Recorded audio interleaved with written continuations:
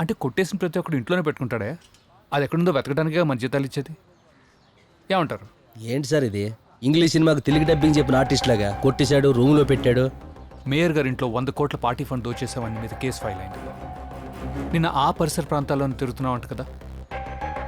పద స్టేషన్కి వెళ్ళి మాట్లాడుతున్నాం. అసలు ఎవడో కేసులు పెడితే నన్ను అరెస్ట్ చేస్తారా? అసలు ప్రూఫ్ లేవండి. షో మీద ఎవిడెన్స్. షూర్ పీకే. కర్ణుడి చావుకి 100 కారణాలు ఉన్నట్టు నీ అరెస్ట్ కూడా 3 కారణాలు ఉన్నాయి. మొదటిది మేయర్ గారింట్లో 100 కోట్ల చోరీ. రెండోది ఎస్ఐ నితిన్ మిస్సింగ్ కేస్. అప్పుడైతే ఇన్వెస్టిగేషన్ చెయ్యాలి. పూర్తిగా వినరా సోదరా, నీ మీద ఒక నాన్ బెయిలబుల్ వారెంట్ ఇష్యూ అయింది ఒక అమ్మాయి రేప్ కేసులో.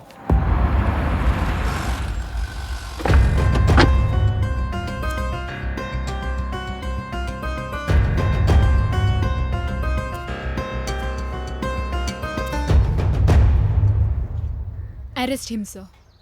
అతను నన్ను రేప్ చేశాడు. ఇప్పుడే ఉంటాం mister PK. Okay sir, everything is clear. Arrest me. Sir మా సార్ అలాంటి వాడు కాదు. ఆయన ఎలా అరెస్ట్ చేస్తారు సార్? మేము ఒప్పుకోము.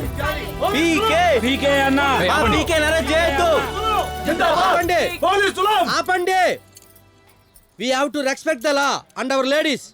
మన న్యాయ వ్యవస్థకి మన ఆడపిల్లలకి గౌరవం ఇవ్వచ్చు, తప్పులేదు. దయచేసి నన్ను వెళ్ళనివ్వండి. జరగండి. ఏనుగు సచ్చిన వందే బతికిన వందే పూలేయండిరా.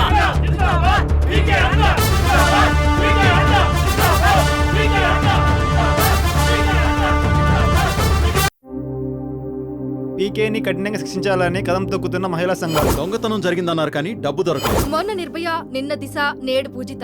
హత్య జరిగిందన్నారు కానీ శవం దొరకలేదు. ఇలాంటి నేరాలు ఇంకెన్ని చూడాలో. ప్రభుత్వం దీని మీద ఎలాంటి నిర్ణయం తీసుకుంటుందో మనం వేచి చూడాలి. రేప్ జరిగిందన్నారు కానీ ప్రూఫ్ దొరకలేదు.